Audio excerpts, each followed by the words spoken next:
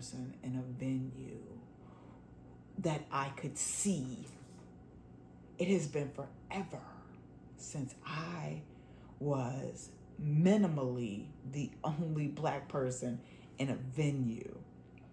Is this a good thing? I would say probably not. Was I the Jedi that stood the ground? Yes, I did. Did I have 1,000 thoughts in my mind while I was standing there listening to Serbian music? I most certainly did. I had a great time, though. Had a great time last night. We started off in the West Loop. The West Loop is being touted as one of the most popular spaces and areas in the world. I'll say it again. The West Loop is being donned as one of the hottest areas in the world. Not in Chicago, the world. And of course, because I'm from Chicago, I have seen this area grow as a restaurant district over the past, I would say, 10 years. It's off the chain now. I went to Hide and Seek. Hide and Seek is a restaurant / lounge in the West Loop. We were there for probably about 45 minutes, maybe an hour. It is a bi-level space. I did not have food as of yet. I do plan on going back. It does not look as cool as the photos that I found in its social media trail. But it's a cool spot. The host was dressed very well. He had tons of panache. And we ended up upstairs where the DJ was on the second floor. The vibes were danceable. It felt like it was like more current kind of dancey, kind of mashup music being played by somebody in their middle 20s he probably was in his middle 20s. The music was pretty decent. It wasn't as soulful as I would have gone. Before we left, there was another DJ that was about to get on deck. I was curious about the vibes that he was going to play. Unfortunately, we left. Before we left, though, I had a French 75. And I think it was called the Jane Birkin. It was tasty. It was refreshing. It was light. Of course, you know that the French 75 has champagne in it. It was great. I'm a fan of the French 75. That's all I'm going to say about that. So we left there and we walked around the neighborhood. Like I said, the West Loop is off the chain. Nobu is around the corner. I have to go to Nobu very soon. We ended up at Booze Box. Booze Box is a space that I used to play in almost 4 years ago before I left the city of Chicago. They were very good to me. And so we went down there and they have an amazing host / security guy at the door. His energy was so cool. He was very accommodating, very specific about making sure that we understood how the room worked. More specific than when I worked there. There were things that he mentioned that I didn't know when I worked there. But once we finally were let into the room, it's a tiny room and it's they accommodate people as they can. We ended up by the DJ booth. They now have a DJ booth. When I worked there, it was a part of the bar. They pushed the DJ back and created a real DJ booth kind of under the stairs. Don't want you to think that it wasn't a cool DJ booth just because it was under the stairs. There was a younger Jedi by the name of Ashina Hamilton who was DJing, and I must tell you, when she dropped the Brazilian disco vibe on me, I was like, wait a minute, because I had just posted a mix with some Brazilian disco vibes.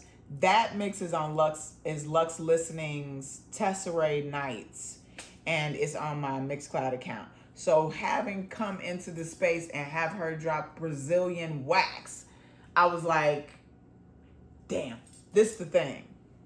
And I'm going to say it, do what you want. The reason why they don't have this consistency of DJ sets is because they want to keep the crowds mixed. And if you put one DJ in place all the time, then you're going to get one group of people coming in over another. And it's a little tricky to me. to be honest with you. It's like, you know, from a rotation standpoint, I like having a consistency. So if you're going to give me a DJ rotation, it could be the first of the month, second of the month, third of the month, fourth of the month, or whatever, as long as it's the same day and that same first Saturday, second Saturday, third, whatever it is, it needs to be the same so I can help promote it. If that's what you want, that's the question. But I just want you to understand, like, you can't always peg a lot of these DJ sets in order to support them, because they are being strategic about making sure that they keep a diverse group of people rotating. And that's all I'm going to say about that. Anyway, there were two places that I was super curious about that I did not enter. Nisos is also on Randolph, 802 West Randolph. It is a beautiful space. I could hear the music that I would play in this space. I could feel the energy. It was so organic and sophisticated at the same time. It's amazing. I can't wait to eat there. It's Mediterranean food. It didn't have a dance floor, none of those things. You have to know what you're supposed to do in the spaces when you go in. A tone is being set. It's not always a high kick and a split. It's not always a high kick and a split. Sometimes you're just supposed to go in and have dinner, and the music might be cool. You're not supposed to be high kicking and splitting at every place you go. Even if the music is everything, I'm just going to leave it at that. Anyway, I want to go to Nisos. There is a space across the street from Nisos called Nia. And Nia closes around 11 o'clock at night, which I think is interesting on that block. It's also a Mediterranean restaurant, and I need to try to get in there as well. It's a really kind of low-key space, and that's all I'm going to say about it, because I haven't been in. I just kind of hung out on the sidewalk little situation that they have set up.